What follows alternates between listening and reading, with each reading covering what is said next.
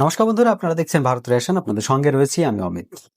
বন্ধুরা, পশ্চিমবঙ্গে ইলেকশন চলছে, আপনারা সকলে জানেন, যেটা সারা বিশ্ব এই পশ্চিমবঙ্গের উপর কিন্তু নজর রেখেছে। শুধুমাত্র ভারতবর্ষ বললে হবে না, সারা বিশ্ব পশ্চিমবঙ্গের উপর নজর রেখেছে। কারণ ভারতের ভৌগোলিক দিক দিয়ে পশ্চিমবঙ্গ, আমাদের ওয়েস্ট বেঙ্গল, একটা বড় ভূমিকা পালন করে। কারণ আমাদের এই পশ্চিমবঙ্গের সঙ্গে তিনটে দেশের সঙ্গে আমরা বর্ডার শেয়ার করি। প্রথমত হচ্ছে বাংলাদেশ, যার বর্ডার সবচাইতে বেশি, দ্বিতীয়ত হচ্ছে নেপাল এবং তৃতীয়ত ভুটান। তো এই তিনটে দেশের সঙ্গে আমরা বর্ডার শেয়ার করছি, আর সেই দেশের সরকার চাইবে এই রাজ্যটাকে হাতে রাখতে। তো স্বাভাবিক বিষয়, আমাদের প্রধানমন্ত্রী নরেন্দ্র মোদী এই বছর কিন্তু পশ্চিমবঙ্গকে তার নিজের হাতের মুঠোয় নেওয়ার জন্য অত্যন্ত পারদর্শিতার সঙ্গে কাজ করছে। প্রথমত বলে রাখি, ইলেকশন কমিশন আমাদের লাইফে দেখা এই প্রথম নির্বাচন যেখানে ইলেকশন কমিশন এত এত ভাবে অ্যাক্টিভ, অ্যাক্টিভ প্রো ম্যাক্স বলা যেতে পারে। এক্স্যাক্টলি সেটাই হচ্ছে এখন বর্তমানে। Recently election commission head election commissioner তিনি অ্যানাউন্স করেছেন, যদি দরকার পড়ে আমরা এর চাইতে আরো বড় পদক্ষেপ নেব। তার জন্য কি করা হচ্ছে, পশ্চিমবঙ্গের দ্বিতীয় দফার যে ভোট রয়েছে, প্রথমত যে প্রথম দফার ভোট হয়েছিল 152টি আসনে, সেটা খুব ভালোভাবে কমপ্লিট করেছে, খুব সুন্দরভাবে। বলা যেতে পারে এই রকম ভোট পশ্চিমবঙ্গের বুকে জীবনে এর আগে কোনোদিন আমরা দেখিনি। দ্বিতীয় দফার ভোট হবে 142টি আসনে। কি হবে সেটাই আমাদের এখন দেখার বিষয়।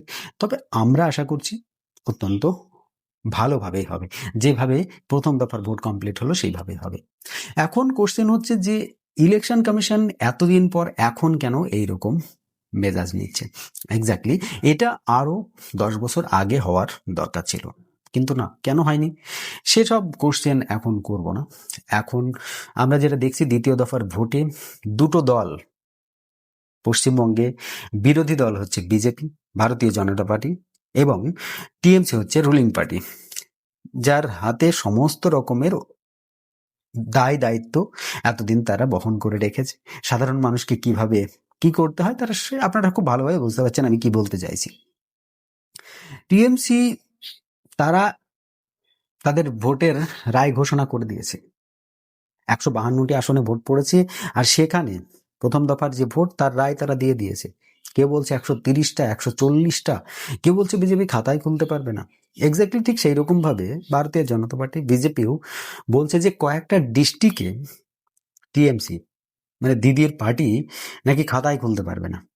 এখন কি হবে না হবে সেটা আমরা রেজাল্টেই বুঝতে পারবো। তবে দ্বিতীয় দফার ভোট 29শে এপ্রিল, আর সেই ভোট যতদিন না হচ্ছে আমরা ততদিন কিন্তু এক্সিট পোলে কোনো রকম রেজাল্ট কিছু খুঁজে পাচ্ছি না। তবে শোনা যাচ্ছে যে পশ্চিমবঙ্গে এইবারকার হাওয়া অনেকটাই আলাদা। আমরাও কিন্তু তার মধ্যে আছি, আমরাও বুঝতে পারছি যে হাওয়া একটু হলেও পরিবর্তন হয়েছে।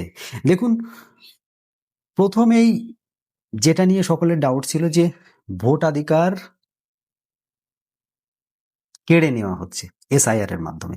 এর বলছিল না, বিভিন্ন নিউজ মিডিয়াতে, নিউজ রুমে বসে বসে আলোচনা চলছিল, ডিবেট চলছিল এই নিয়ে, যে এসআইআর করছে করে ভোটাধিকার কেড়ে নেওয়া হচ্ছে।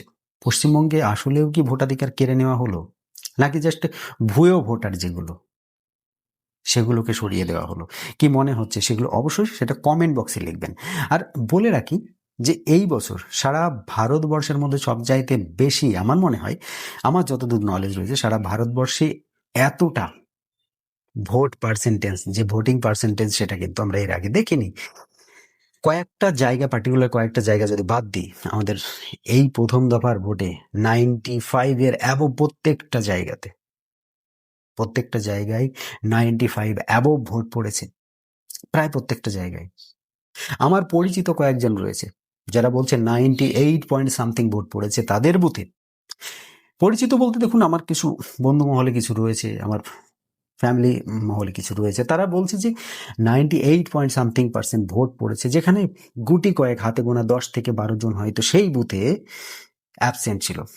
তো একবার ভাবতে পেরেছেন, সেই 10 থেকে 12 জনের মধ্যে হয়তো 3-4 জন মারা গিয়েছে রিসেন্টলি, বা তাদের নাম কোনো রকম ভাবেই হোক ভুল অন্য জায়গা থেকে ট্রান্সফার হয়েছে, যাই হোক এগুলো হতে পারে। আর কিছু মানুষ যারা কাজের সোর্সে বিদেশে রয়েছে, বিদেশ বলতে রাজ্যের বাইরেও অনেকে রয়েছে। আমরা এর আগে দেখলাম যখন প্রথম দফার ভোট হলো, ঠিক তার আগে মুর্শিদাবাদ, মালদার এই সমস্ত এলাকার কিছু মানুষজন ট্রেনে ভর্তি করে গুজরাট, তামিলনাড়ু, কেরালা, বিভিন্ন জায়গা থেকে, অন্ধ্রপ্রদেশ, কর্ণাটক, এইসব জায়গা থেকে কিন্তু তারা দেশে ফিরলো, রাজ্যে ফিরলো। তো রাজ্যে ফেরার পর তারা যে ভোট দিয়েছে এবং তাদের যে ভোটটা কার্যকারী হচ্ছে সেটা আমরা কিন্তু খুব ভালোভাবে বুঝতে পারছি।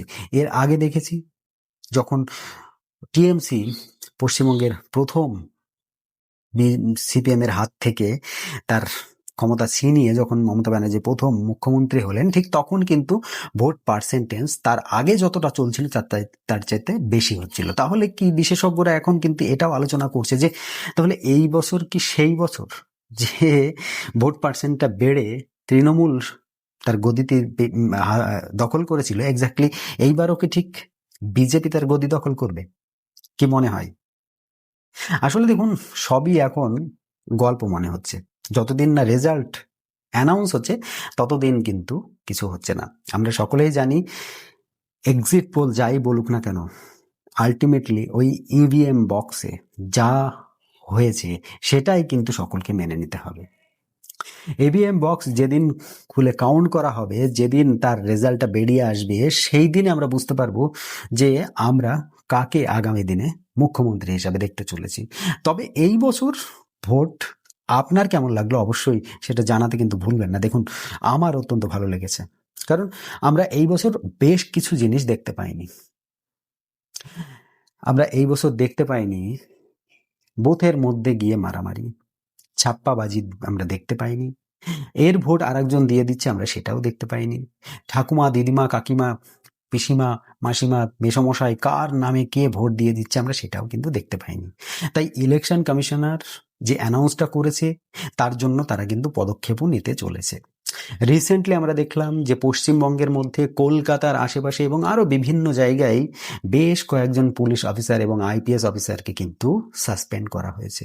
একবার ভেবে দেখুন, ইলেকশন কমিশনার কিন্তু সম্পূর্ণ অ্যাকশন মোডে রয়েছে। অন্য রাজ্য থেকে 11 জন আইপিএস অফিসারকে কিন্তু আমাদের পশ্চিমবঙ্গে নিযুক্ত করা হচ্ছে, এখান থেকে ট্রান্সফার করে অন্যদিকে পাঠানো হচ্ছে। কারণ কি? তারা এই যে বর্তমান যে সরকার সেই সরকারের পক্ষে ছিল এবং সেই সরকারকে জেতানোর জন্য তারা নিজেদের জীবনটাও দিয়ে দিতে পারতো। তাই তুমি যখন প্রশাসনে থাকবে তখন তুমি পার্টিকুলার কোনো একটা সাইডে কিন্তু কাত হলে হবে না। তাই নিরপেক্ষভাবে ভোট করানোর জন্য এই সমস্ত যাদের নামে কমপ্লেন রয়েছে তাদেরকে কিন্তু একদম ছাঁটাই করে দেওয়া হচ্ছে। তাই এই বছরকার ইলেকশন আপনাদের কি মনে হয় যে 2026 বিধানসভা ইলেকশনে কাকে আমরা জয়যুক্ত হিসেবে দেখতে পাচ্ছি? আমাদের চোখের সামনে কে ভেসে আসছে যে আগামী দিনের মুখ্যমন্ত্রী কে হবে? অবশ্যই সেটা আমার কমেন্ট বক্সে লিখতে কিন্তু ভুলবেন না। আর আমার অনেক দিনের আমি ভিডিও পেন্ডিং রেখেছিলাম, আমি ভিডিও করতে পারছিলাম না, তার আমার পার্সোনাল রিজন ছিল, আমি কিছু প্রবলেমের জন্য ভিডিও করতে পারছিলাম না। তার জন্য সকলের কাছে আমি হাত জোর করে ক্ষমা প্রার্থী। আপনারা সকলে আমাকে ক্ষমা করে দেবেন। এখন থেকে আশা করছি আমি কন্টিনিউ ভিডিও পোস্ট করব। তো অবশ্যই আমার সঙ্গে থাকবেন, আমার চ্যানেলটিকে আবারও পুরনো যেমন সাপোর্ট করতেন সেইভাবে সাপোর্ট করবেন, আমার ভিডিওগুলোকে লাইক করবেন, শেয়ার করে আরও বিভিন্ন বন্ধু মহলে সকলের কাছে পৌঁছিয়ে দেবেন। আজকের মতো এই ছোট্ট প্রতিবেদন এখানেই সমাপ্ত করব। আপনাদের মূল্যবান মতামত কিন্তু কমেন্ট বক্সে জানাতে ভুলবেন না। সকলে ভালো থাকবেন, সুস্থ থাকবেন। ধন্যবাদ।